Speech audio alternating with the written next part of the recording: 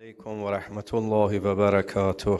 وعليكم السلام. بسم الله الرحمن الرحيم. الحمد لله رب العالمين، بارئ الخلائق أجمعين، باعث الأنبياء والمرسلين، الذي بعد فلا يرى وقرب فشهد النجوى، تبارك تعالى. ثم الصلاة والسلام على حبيب إله العالمين وشفيع ذنوب المذنبين، العبد المؤيد والرسول المسدد، المصطفى الأمجد، أبي القاسم المصطفى محمد. اللهم صل على محمد وآل محمد. اللهم صل على اللهم صل على محمد اللهم صل على محمد وعلى محمد وعلى أهل بيته الطيبين الطاهرين وصحبه المنتجبين. عباد الله، اوصیکم و نفسی به تقوی الله. یکی از مسائلی که در باب امامت مطرح است این است که امام بعد از پیامبر و جانشین بعد از پیامبر رو چه کسی باید تعیین و انتخاب کنه. در اینجا دو نظریه و دو گروه از مسلمانان پیدا شدند. گروه اول از مسلمانان معتقدند که ختم نبوت بدون نسب امام معصوم خلاف حکمت الهی است و کامل بودن دین جهانی و جاودانی اسلام منوط به این است که بعد از پیامبر جانشین شایسته‌ای برای او تعیین گردد و همچنین با توجه به صفاتی همچون عصمت، علم سرشار که برای امام گفته شد، نسب امام بر عهده خداوند است که از طریق پیامبر خداوند این کار رو انجام می‌دهد. Bismillahirrahmanirrahim. Setelah menyampaikan basmalah, hamdalah dan salawat kepada panutan utama Nabi Muhammad SAW dan keluarganya yang suci, beliau mewasiatkan kepada kita semua untuk senantiasa meningkatkan ketakwaan kita kepada Allah Subhanahu wa taala, menjalankan seluruh perintahnya dan menjauhi seluruh larangannya. Dalam masalah imamah ada satu hal yang krusial yang mengemuka, bahwa pasca wafatnya Nabi Muhammad SAW,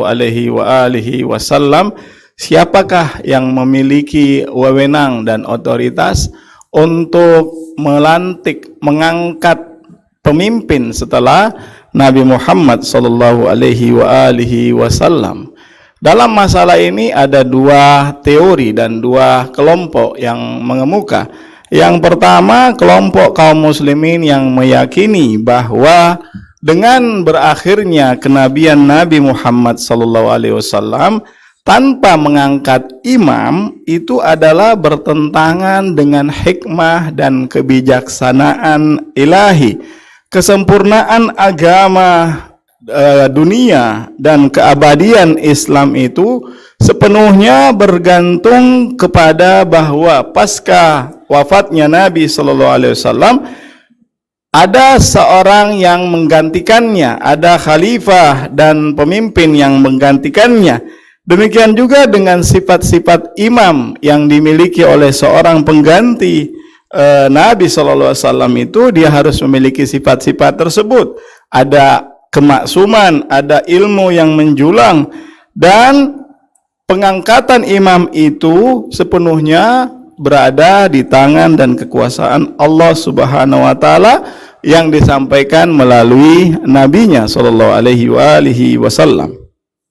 دومین گروه از مسلمانان معتقدند که پیامبر اسلام از دنیا رفتند در حالی که جانشینی برای خود تعیین نکردند.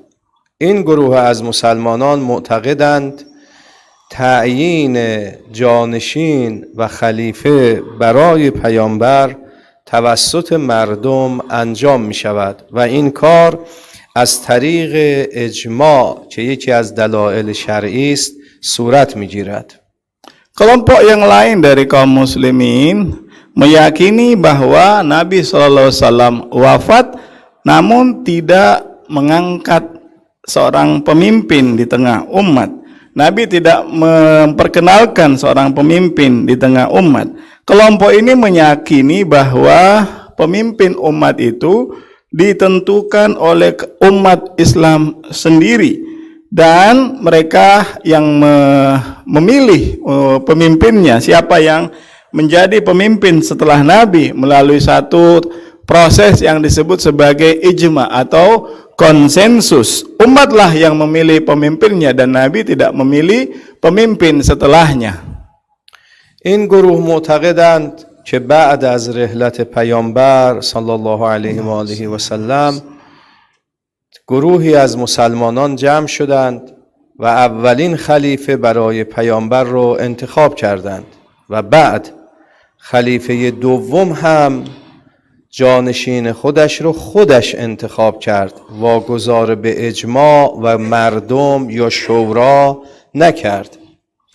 و بعد خلیفه دوم هم برای انتخاب خلیفه سوم 6 نفر رو انتخاب کرد و گفت این 6 نفر خلیفه رو انتخاب کنند و اگر این 6 نفر که عبارت بودند از امیرالمؤمنین علی علیه السلام، عثمان ابن عفان، عبدالرحمن ابن عوف، طلحه، زبیر و سعد ابن ابی وقاص، بعد گفت اگر این 6 نفر با هم مساوی شدند، هر 3 نفر 1 نفر و 3 نفر دیگر نفر دیگری رو انتخاب کردند، هر گروهی که در میان آنها عثمان ابن او عبدالرحمن ابن عوف است، نظر که اون داماد عثمان بوده، نظر او معتبر است. و بعد خلیفه سوم وقتی کشته شد فرصت پیدا نکرد خلیفه خود را تعیین بکند، لذا مسلمانان اومدن دور علی ابن ابی طالب جمع شدند و او را به عنوان خلیفه پیامبر انتخاب کردند و در این راستا با او بیعت کردند و تنها کسی که از بیعت سر زد، مخالفت کرد، معاویه ابن ابی سفیان بود که او مخالفت با ولایت و خلافت علی ابن ابی طالب داشت. Kemudian kelompok kedua ini dengan konsensus dan ijma memilih pemimpin umat setelah Nabi Muhammad sallallahu alaihi wasallam. Pemimpin yang pertama mereka pilih dengan klaim bahwa itu berdasarkan ijma dan konsensus di tengah umat.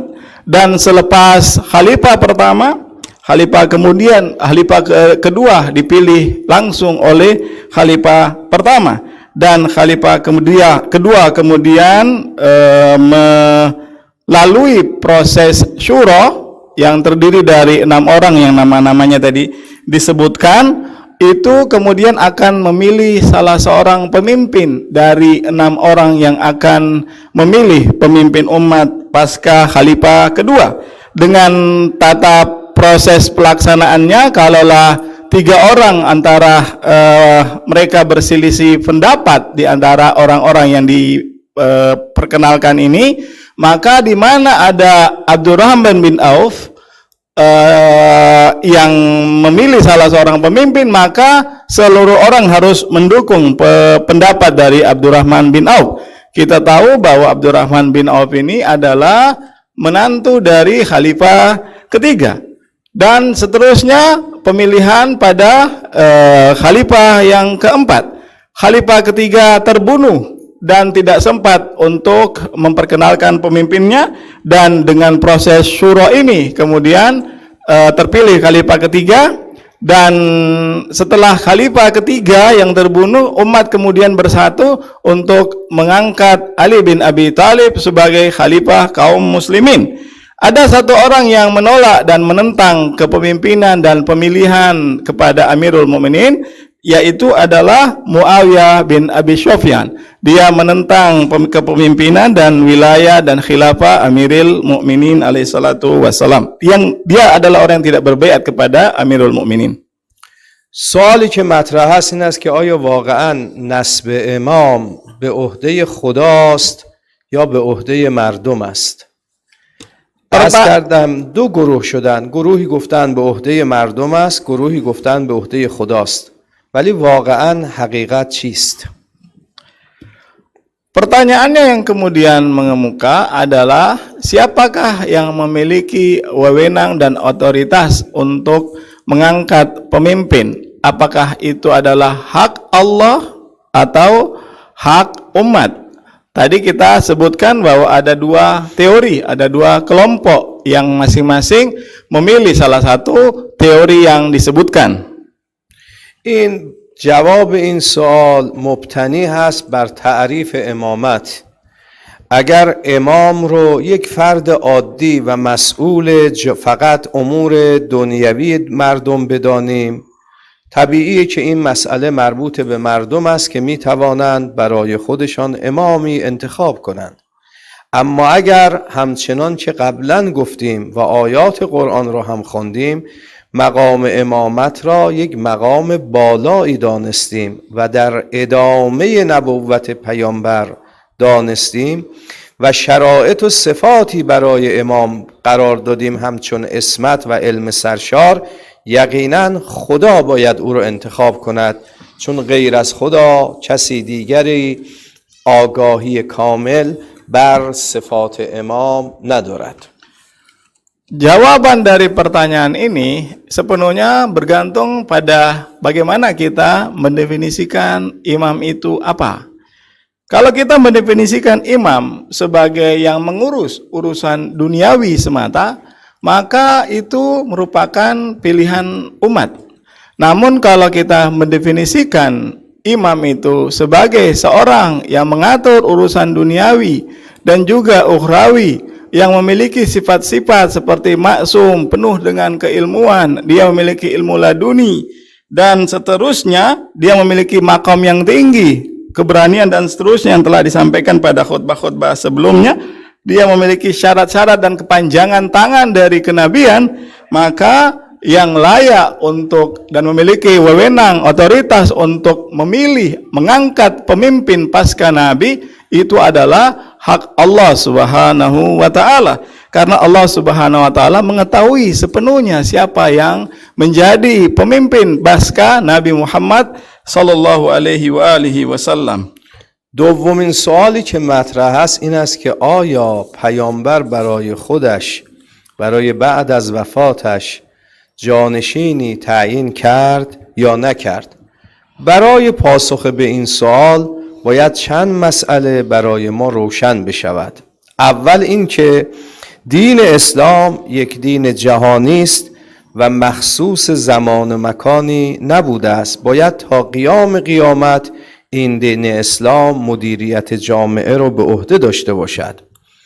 نکته دوم این است که در 13 سال اول بعثت پیامبر که در مکه بودند، پیامبر همواره مبارزه با شرک و بت پرستی می کردند و در 10 سال بعد که به مدینه آمدند مشغول جنگ های زیادی بودند. نکته سوم این است که گرچه پیامبر شب و روز تبلیغ می کردند و مبانی اسلام رو بیان می کردند، ولی وقت کافی، این زمان کافی نبود، این مقدار زمان کافی نبود تا همه مسائل اسلامی تا قیامت برای مردم بیان بشود و نیاز به کسی هست که بعد از پیامبر بتواند تبیین مسائل رو ادامه بدهد. نکته چهارم این است که پیامبر باید زمینه فراهم شدن یک حکومت اسلامی بعد از خود رو فراهم بکند که بتواند او ادامه دهنده راه پیامبر بوده باشد.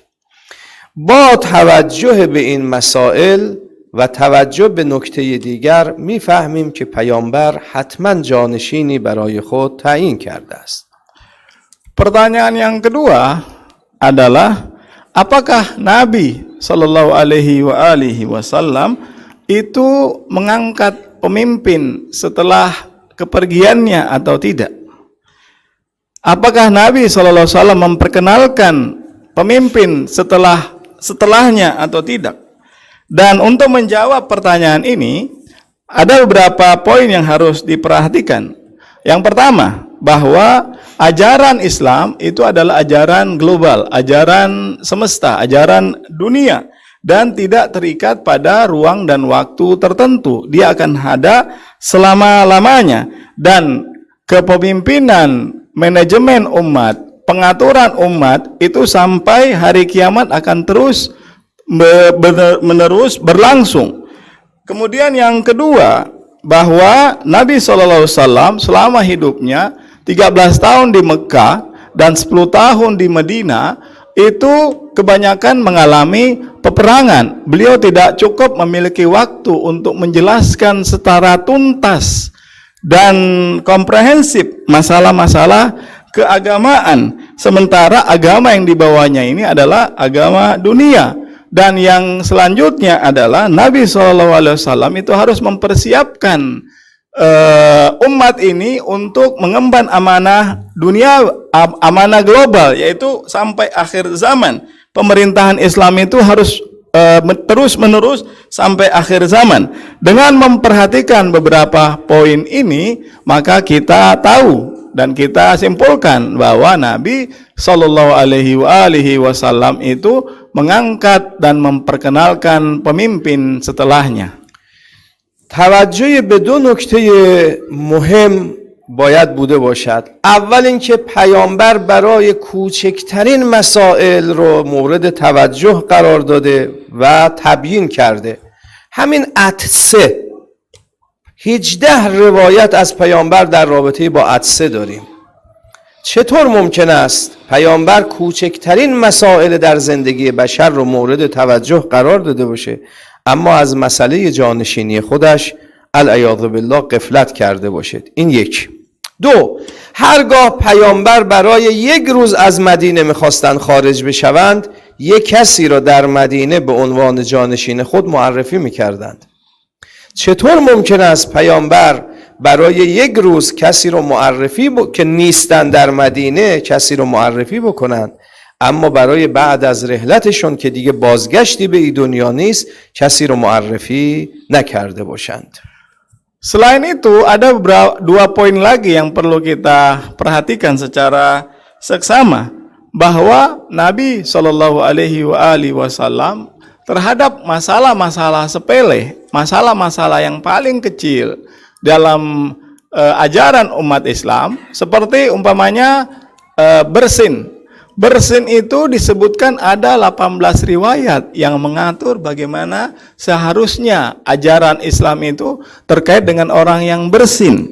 Bagaimana mungkin masalah sepele seperti ini itu mendapatkan perhatian dari Nabi Muhammad Sallallahu Alaihi Wasallam, namun masalah yang amat sangat penting bagi umat yaitu kepemimpinan itu diabaikan oleh Nabi Muhammad Sallallahu Alaihi Wasallam. Dan yang kedua adalah bahwa ketika Nabi Shallallahu Alaihi Wasallam itu meninggalkan kota Madinah, walau hanya sehari, itu dia akan memilih salah seorang untuk menjadi pejabat sementara di Madinah. Tidak satupun Nabi pernah meninggalkan kota Madinah tanpa mengangkat orang pejabat sementara selama kepergiannya. Nah, pertanyaannya, bagaimana mungkin Nabi yang hanya pergi sehari amat peduli kepada masalah kepemimpinan setelahnya, kemudian untuk selama-lamanya tidak memperhatikan masalah kepemimpinan pasca kepergiannya?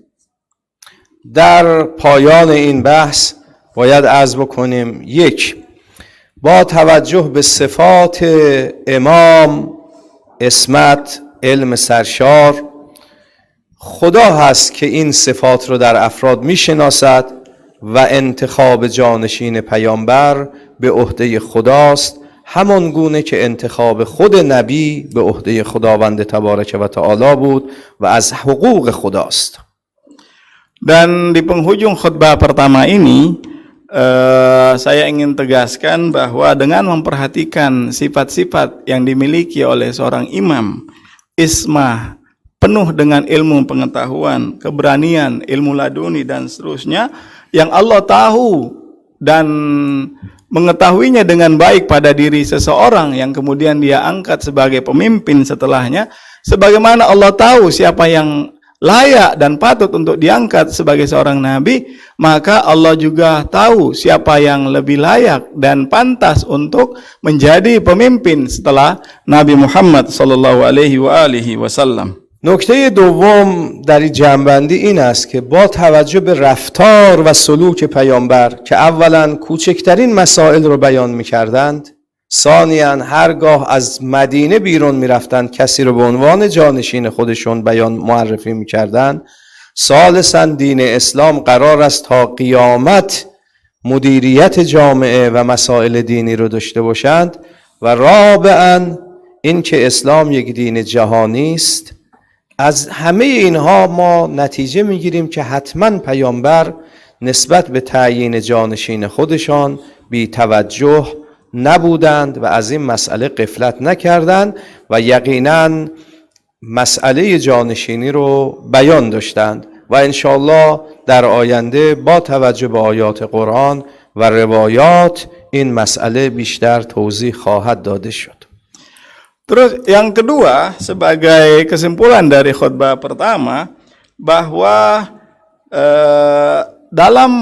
dengan memperhatikan perilaku Nabi Shallallahu Alaihi Wasallam yang memperhatikan terhadap masalah-masalah yang sepele sekalipun, Nabi Shallallahu Alaihi Wasallam amat memperhatikan juga masalah kepemimpinan pasca kepergiannya.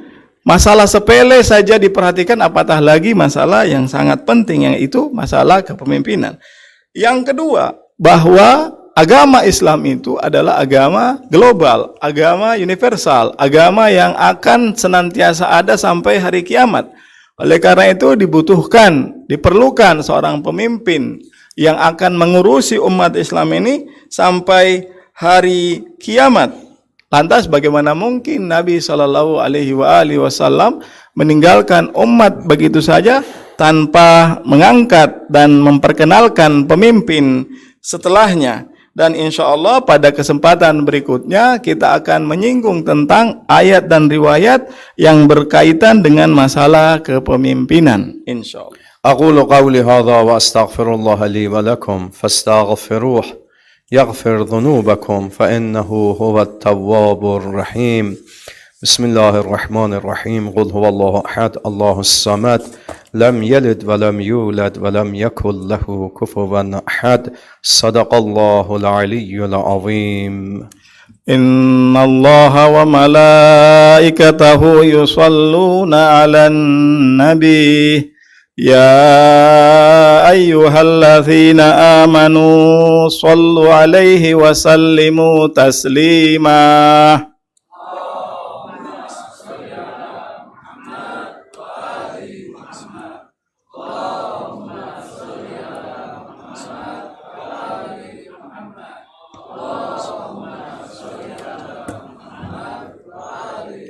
بسم الله الرحمن الرحيم. الحمد لله رب العالمين وصلى الله على سيدنا ونبينا أبي القاسم المصطفى محمد. اللهم صل على محمد وآل محمد وعلى أهل بيته الطيبين الطاهرين سيما ابن عمه وكاشف سره ومبلغ رسالاته علي أمير المؤمنين وعلى فاطمة سيدة نساء العالمين وعلى ولديه الحسن والحسين سيدي شباب أهل الجنة وعلى علي بن الحسين ومحمد بن علي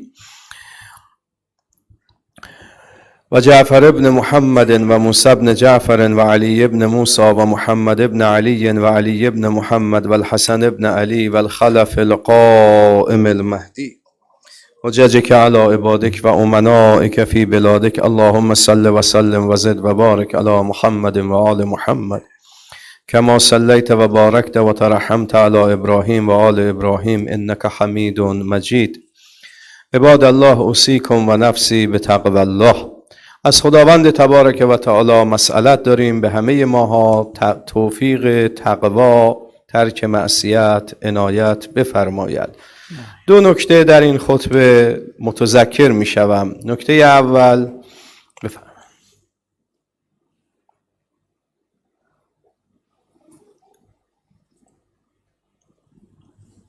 Bismillahirrahmanirrahim.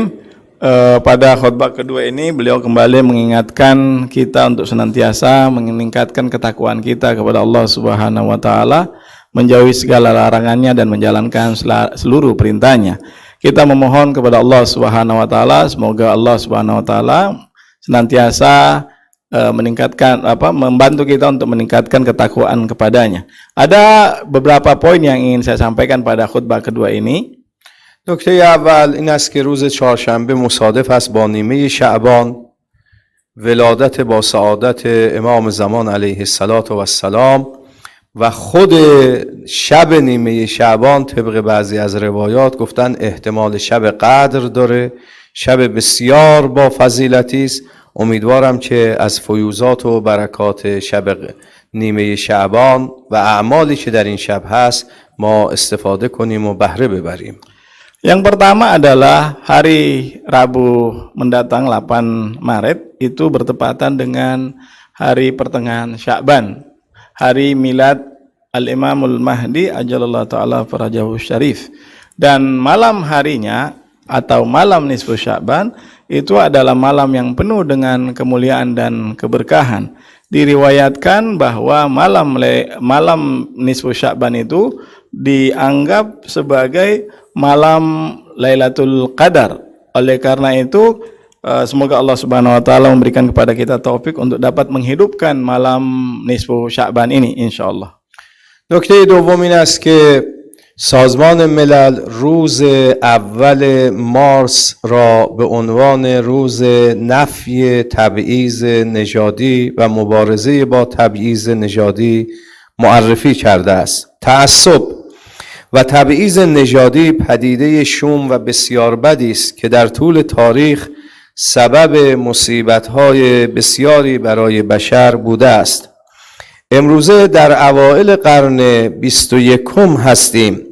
علی‌رغم پیشرفت‌های علمی و مادی هنوز تبعیض نژادی در جهان حل نشده است و مشکلات زیادی برای انسانها به خاطر تبعیض نژادی به وجود آمده است. اولا ما این روز رو گرامی می‌داریم و از انتخاب یک روز به عنوان نفی تبعیض نژادی استقبال می‌کنیم و او را گرامی می‌داریم.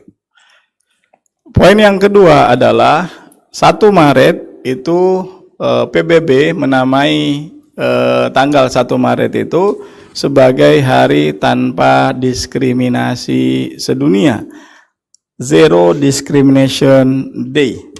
Dan kita menyampaikan ucapan selamat atas 1 Maret itu, dan kita melihat bahwa adanya fanatisme dan diskriminasi ras, bangsa merupakan sebuah fenomena yang jahat dan sepanjang sejarah terjadi dan berlaku kepada umat manusia. Betapa banyak musibah dan malapetaka yang ditimbulkan oleh adanya diskriminasi rasialis di antara umat manusia. Dan kita tengah berada pada awal abad ke-21. Meski dengan segala macam capaian, kecanggihan ilmu pengetahuan dan teknologi, namun kita masih mendapatkan terjadinya diskriminasi dan sikap-sikap fanatik rasialis yang terjadi di tengah bangsa-bangsa umat manusia. Dan dengan penamaan 1 Maret sebagai hari tanpa diskriminasi itu, kita ucapkan selamat dan menyambut baik seruan dari PBB dengan menamai 1 Maret itu sebagai hari tanpa diskriminasi sedunia. متاسفانه بیشترین تبعیض نژادی به خاطر رنگ، به خاطر ملیت، به خاطر زبان و به خاطر جنسیت زن و مرد بودن در کشورهای اروپایی و آمریکایی انجام میگیرد. گرچه اونها فریاد نفی تبعیض نژادی رو میزنند. ببینید تعامل اونها با پناهندگان، پناهجویان چگونه است و چه رفتاری با پناهندگان دارند. اگر سیاه پوست باشد چه رفتاری دارند، اگر سفید پوست باشد چه رفتاری دارد. اگر این پناهنده از کشورهای عربی باشد، از کشورهای آفریقایی باشد چه رفتاریه، اما اگر همین پناهنده از کشور دیگری باشد باز چه رفتاری هست. متاسفانه شاهدیم که هنوز تبعیض نژادی وجود دارد. اما راه حل برای مبارزه با تبعیض نژادی تئوری اسلام در مبارزه با تبعیض نژادی است که من برخی از آنها رو بیان میکنم. Yang menjadi munculnya diskriminasi yang melanda umat manusia itu adalah karena perbedaan warna kulit, perbedaan suku bangsa, perbedaan bahasa, perbedaan jenis kelamin yang membuat salah satu dari keduanya ini menganggap dirinya lebih tinggi dan lebih mulia sehingga harus dibedakan dengan yang lain, dan ini adalah sebuah bentuk diskriminasi. Dan amat disayangkan kita menyaksikan hari ini di berbagai belahan dunia, kita melihat bagaimana ketika ada orang yang berkulit putih, bagaimana perlakuannya, berkulit hitam, bagaimana perlakuan terhadap mereka. Ada yang berbangsa Arab yang melakukan semacam hijrah dan imigrasi, itu bagaimana perlakuan mereka terhadap para pengungsi ini, dan bagaimana juga orang-orang yang berasal dari kalangan atau imigran-imigran dari negara dunia ketiga, dari negara Arab atau negara-negara Afrika, itu bagaimana perlakuan mereka terhadap para pengungsi ini. Dan ketika ada pengungsi dari dunia barat, bagaimana perlakuan mereka terhadap para pengungsi. Nah, ini semua adalah bentuk diskriminasi. Namun solusinya apa menghadapi berbagai macam diskriminasi rasial yang terjadi di belahan dunia? Bagaimana kita bisa memberikan tawaran solusi kepada mereka? Islam bagaimana kita jadikan sebagai sebuah alat ukur untuk menafikan dengan sebenar-benarnya diskriminasi rasialis itu. یک قرآن می‌فرماید هیچ تفاوتی بین انسان‌ها نیست. تنها برتری هر انسان با تقوای اوست. در سوره حجرات آیه 12 و 13 آیه 13 می‌فرماید یا ایها الناس انا خلقناکم من ذکر و انثی و جعلناکم شعوبا و قبائل لتعارفوا ان اکرمکم عند الله اتقاکم. خداوند می‌فرماید همه شما را از یک مذکر و یک مؤنث آفریدیم. برترین شما کسی است که تقوای او بهتر و بیشتر باشد، کسی است که نیکوکارتر باشد. Yang pertama, Islam di dalam Al-Quran menafikan segala bentuk dan segala jenis diskriminasi. Di dalam ayat yang tadi beliau sebutkan bahwa yang membedakan antara satu suku, satu bangsa, antara pria dan wanita itu adalah ketakwaannya. Ketakwaannya lah yang menjadi parameter di dalam kemuliaan. Yang paling dinilai ataupun yang mendapatkan kedudukan tinggi di tengah umat Islam, dan umat Islam menawarkan solusi itu adalah amal salehnya, kedudukan takwanya kepada umat manusia yang ada di sekelilingnya.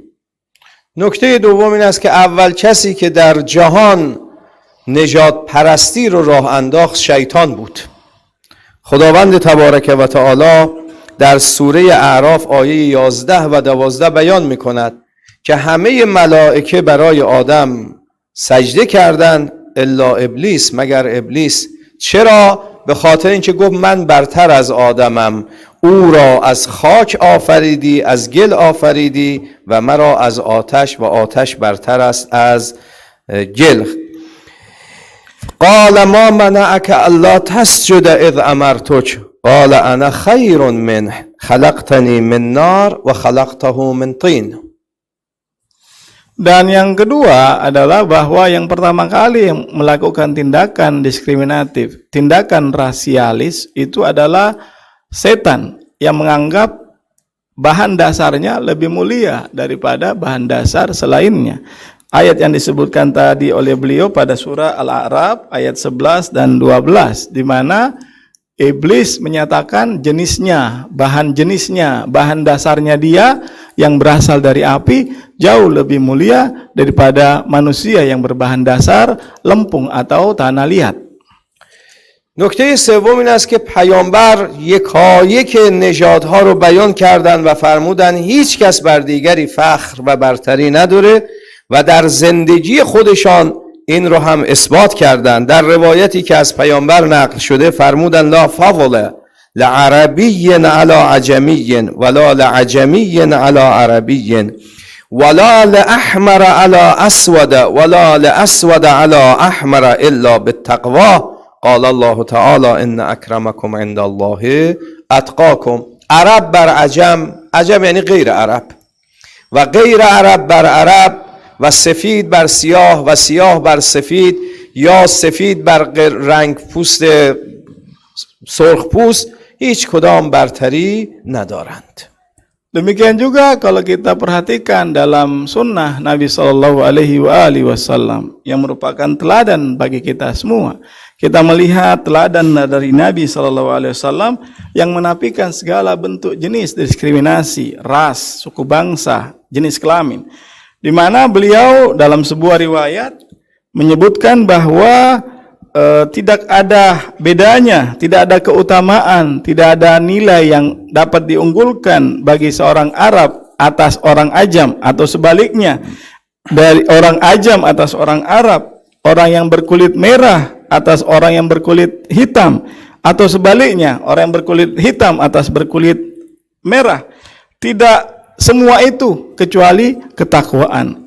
Beliau mengutip ayat yang tadi disebutkan pada surah Al-Hujurat 12 dan 13, inna akramakum indallahi atqakum. Sesungguhnya yang paling mulia di sisi Allah itu adalah orang yang bertakwa.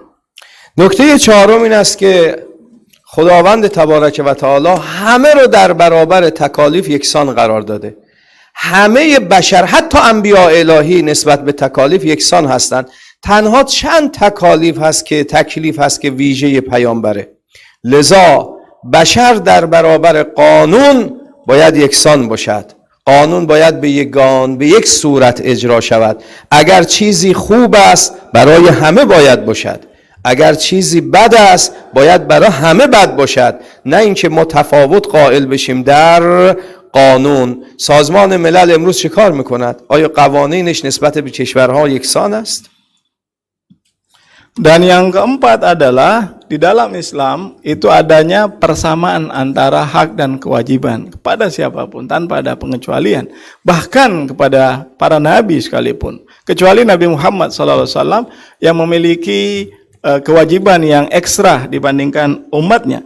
Namun seluruh umat Islam itu sama tanggung jawabnya, sama hak dan kewajibannya. Dan Allah Subhanahu wa taala menjadikan mereka semuanya haknya sama antara pria dan wanita, antara yang kelas rendah ataupun kelas tinggi, semuanya sama di hadapan hukum. Memiliki kesamaan hak di dalam hak kewajiban dan hak-hak mereka. Dan Allah Subhanahu wa taala bagaimana kita melihat PBB hari ini?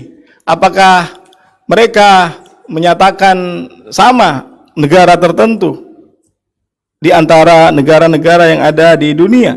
Kalaulah sesuatu itu buruk, maka semuanya buruk. Kalau sesuatu itu baik, maka bagi semua juga harus baik. Tidak ada standar ganda di situ. Tidak ada diskriminasi di situ.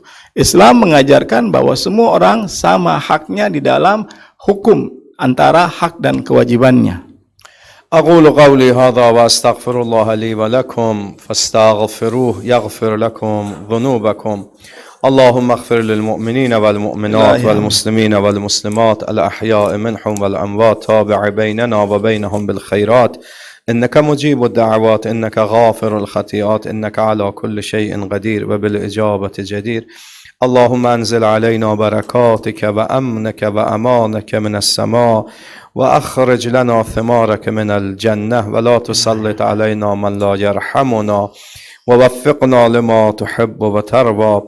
اللهم وفقنا لما تحب وترضى. اللهم زد في قلوبنا محبتك ومحبة من يحبك ومحبة أمل يوصلنا إلى قربك. سبحان ربك رب العزة عما يصفون وسلام على المرسلين والحمد لله رب العالمين.